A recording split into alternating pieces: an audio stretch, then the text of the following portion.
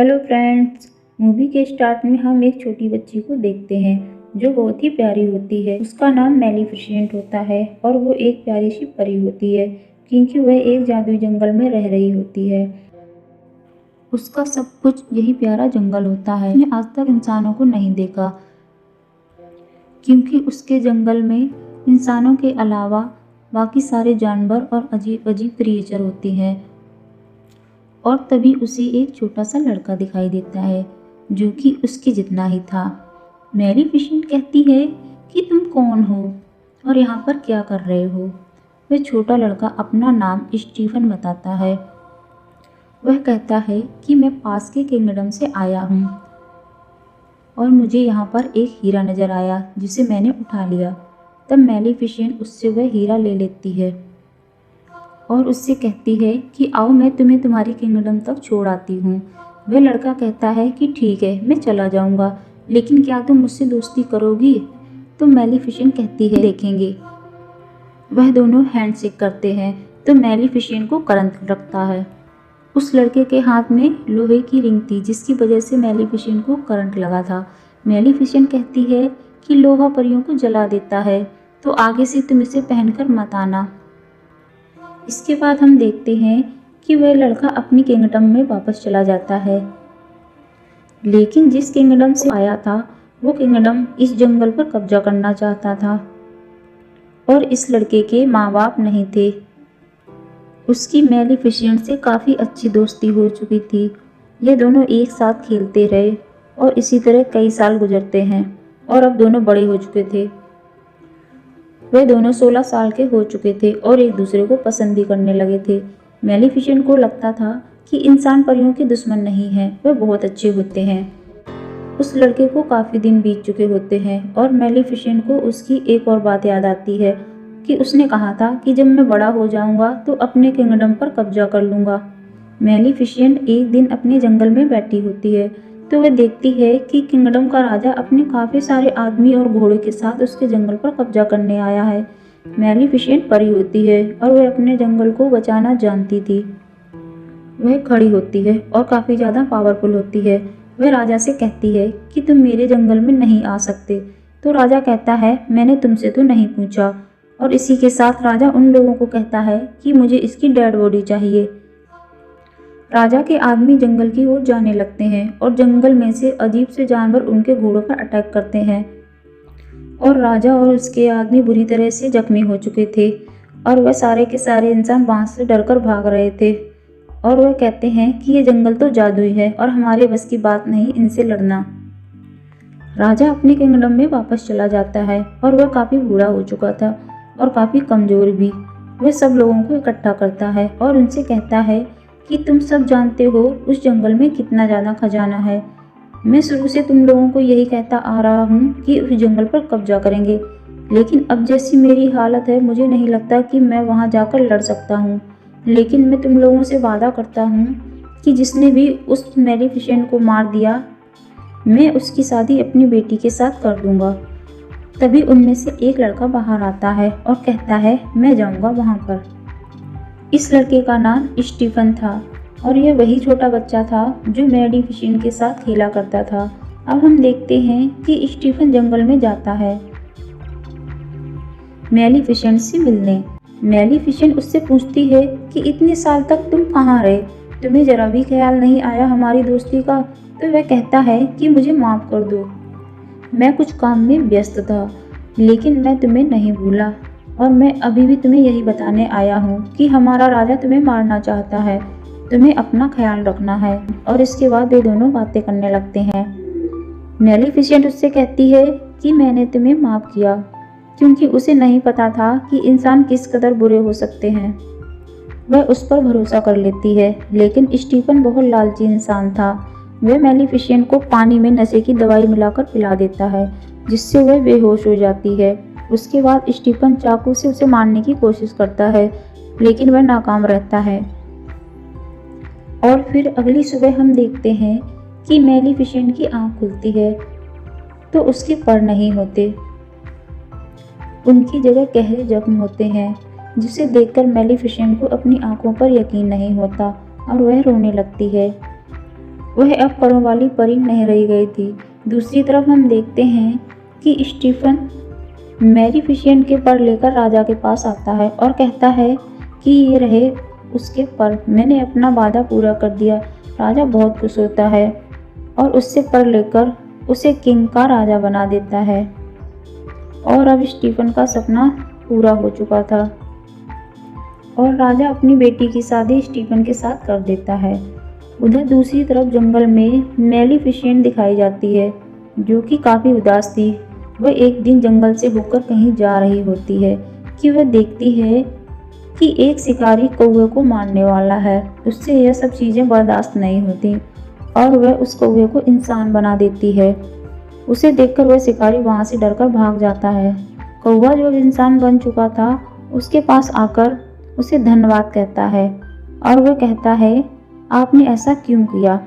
तो मैलीफिसेंट कहती है कि मैं नहीं बता सकती, बस मेरे दिल में रहम आ गया। तब वह कौवा कहता है कि अब मैं सारी जिंदगी आपकी सेवा करूंगा। आप जो मुझसे कहेंगी मैं आपकी हर बात मानूंगा। वह इंसान बनने पर काफ़ी खुश होता है। तब मैलीफिसेंट इस बात से एग्री हो जाती है और उसका नाम ड्यूएबल रखती है। वह केवल उसे स्टीफन के बारे में जानकारी लाकर देता था। मैलीफिसेंट को पता चलता है कि स्टीफन ने सिर्फ और सिर्फ राजा बनने की लालच में उसके पर काटे, तो उसे इंसानों से नफरत हो जाती है। फिर हम देखते हैं कि किंगडम में स्टीफन की राजा की बेटी के साथ शादी हो चुकी थी और अब उसकी एक बेटी पैदा होती है। वहाँ पर काफ़ी ज़्यादा खुशियाँ मनाई जा रही थी और किसी को कुछ पता नहीं होता है कि वहाँ पर कौन कौन आया था और कितनी दूर से आ रहा था। और इसी चीज़ का फ़ायदा उठाते हुए मैलीफिसेंट भी वहाँ पर जाती है और उसे विश करने लगती है। वह उस छोटी बच्ची को कहने लगती है कि तुम बहुत प्यारी हो, लेकिन जैसे ही तुम 16 साल की हो जाओगी तुम्हारे हाथ में एक सुई चुभेगी, जिसके बाद तुम्हारी मौत हो जाएगी। राजा स्टीफन उसके आगे गिड़गिड़ाने लगता है और कहता है कि ऐसा मत करो, मेरा बदला मेरी बेटी से क्यों ले रही हो? तब मैलीफिसेंट कहती है कि एक सॉल्यूशन है तुम्हारी बेटी को बचाने का।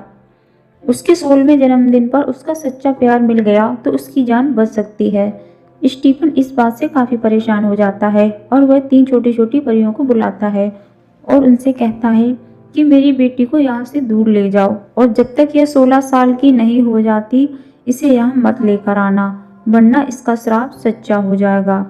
इसके बाद वह निकलता है जंगल पर अटैक करने के लिए, लेकिन ऐसा नहीं कर पाता क्योंकि जंगल के चारों तरफ मैलीफिसेंट ने अपने पावर से कवर बना रखा था और अब कोई भी इंसान उस जंगल के अंदर नहीं जा सकता था।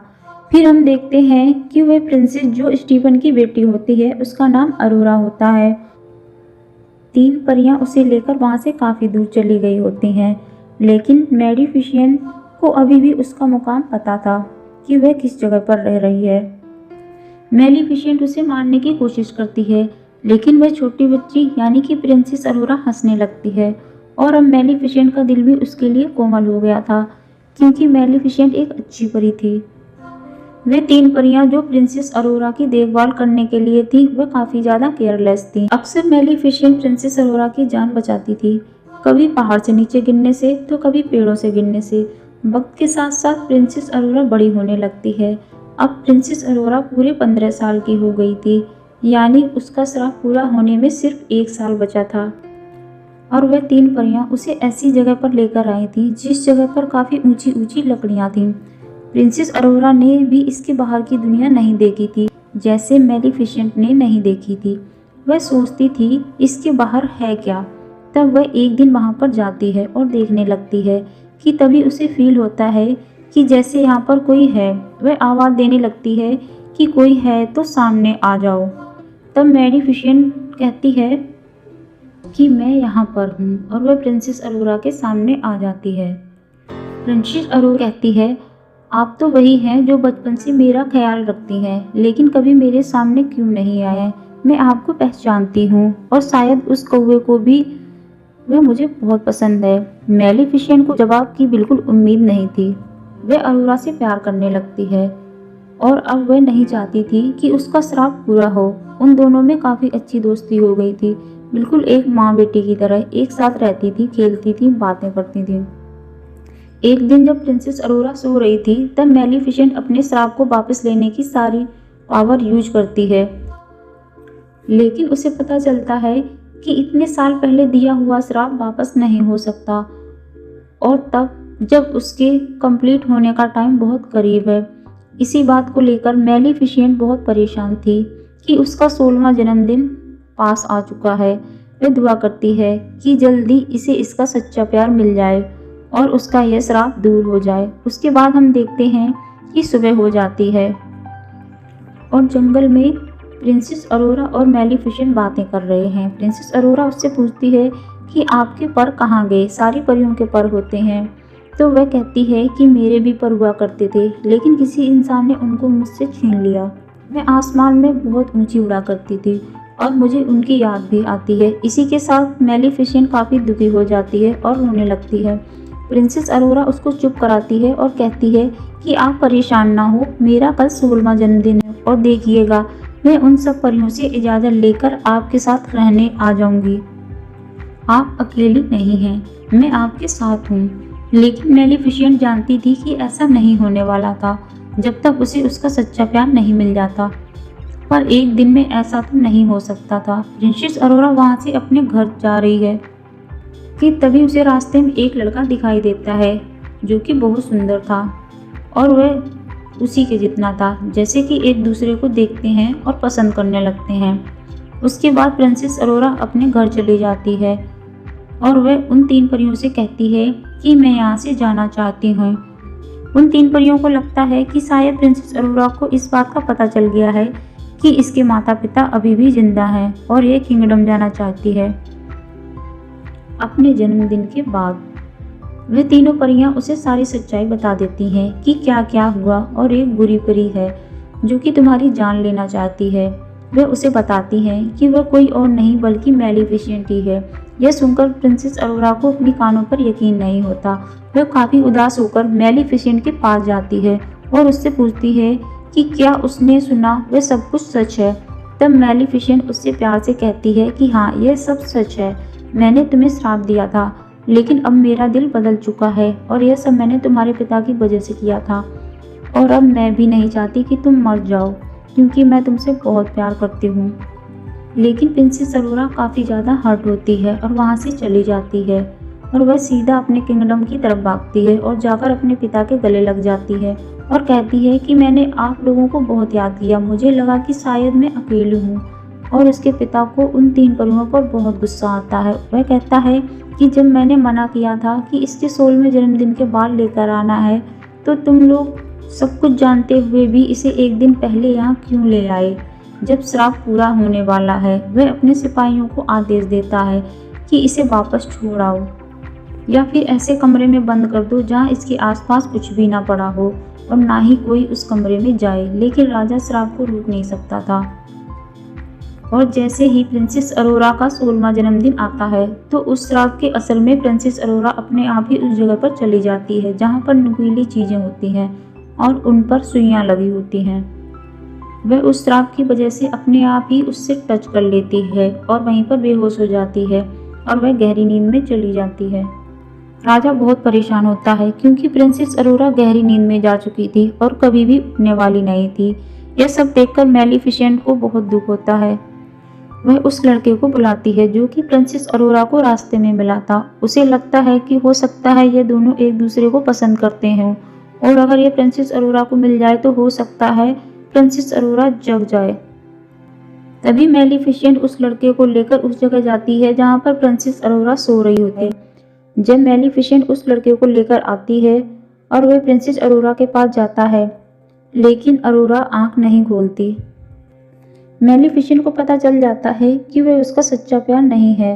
मैलिफिसेंट यह देखकर रोने लगती है और उससे कहती है कि मैं तुम्हें बहुत याद करूंगी, मुझे तुम्हारी स्माइल याद आएगी और मैं तुम्हें कभी नहीं भुला पाऊंगी। और यह कहकर मैलिफिसेंट रोते हुए उसके माथे पर किस करती है और वहां से जाने लगती है। लेकिन तभी उसे पीछे से आवाज आती है, रुकिए गॉड मदर, और यह आवाज प्रिंसेस अरोरा की होती है। प्रिंसेस अरोरा का सच्चा प्यार मैलिफिसेंट ही थी क्योंकि वह उसे दिल से प्यार करती थी। प्रिंसेस अरोरा मैलेफिसेंट से कहती है कि मैं आपके साथ जंगल में रहना चाहती हूँ। तब मैलेफिसेंट उसे अपने साथ लेकर जाने लगती है, लेकिन तभी पीछे से स्टीफन के लोग उस पर जाल डाल देते हैं। वह लोहे का जाल होता है जो परियों को जला देता है। मैलेफिसेंट यहाँ पर बहुत लाचार हो जाती है और वह अपने कौवे को ड्रैगन बना देती है। वह कौवा जो अब ड्रैगन बन चुका था अपने मुंह से आग निकालता है और वहां पर मौजूद सभी लोगों को जला देता है और मैलेफिसेंट आजाद हो जाती है। लेकिन तभी वहां पर राजा स्टीफन आ जाता है अपने कुछ सिपाहियों के साथ और उसने लोहे की सील पहनी होती है ताकि वह मैलेफिसेंट को हमेशा के लिए मार दे। दूसरी तरफ प्रिंसेस अरोरा को मैलेफिसेंट के पर नजर आते हैं। वे पर मूव कर रहे होते हैं, जैसे उन्हें पता चल गया हो कि उनकी मालकिन यहाँ पर है। प्रिंसेस अरोरा उन परों को आजाद कर देती है और वह खुद मैलेफिसेंट के पास जाकर जुड़ जाते हैं। मैलेफिसेंट फिर से उड़ने लगती है और स्टीफन को अपने साथ उड़ा ले जाती है, लेकिन उसे बिल्डिंग से नीचे नहीं गिराती। स्टीफन उस पर अटैक करने लगता है, जिसकी वजह से वह दोनों बिल्डिंग से नीचे गिरने लगते हैं। स्टीफन ने मैलेफिसेंट के परों को पकड़ा हुआ था ताकि वह उड़ ना सके, लेकिन जैसे ही वह जमीन पर गिरने वाले होते हैं, मैलेफिसेंट अपने परों को खोल लेती है और उड़ जाती है। लेकिन स्टीफन नीचे गिर जाता है और वह मर जाता है। सब कुछ ठीक हो जाता है। अगली सुबह हम देखते हैं कि मैलेफिसेंट उन सभी पावर्स को हटा देती है जो उसने जंगल के चारों तरफ लगा रखे थे। वहां पर दोबारा फूल खिलने लगते हैं। उसके बाद मैलेफिसेंट प्रिंसेस अरोरा से कहती है कि आज के बाद तुम इस जंगल की रानी हो और वहां का किंगडम और जंगल आपस में मिल जाते हैं और सब खुशी खुशी रहने लगते हैं। और यहाँ पर मैलेफिसेंट पार्ट 1 एंड हो जाता है। दोस्तों, अगर आपको यह मूवी पसंद आए तो इसे लाइक और सब्सक्राइब जरूर दीजिए। Thank you.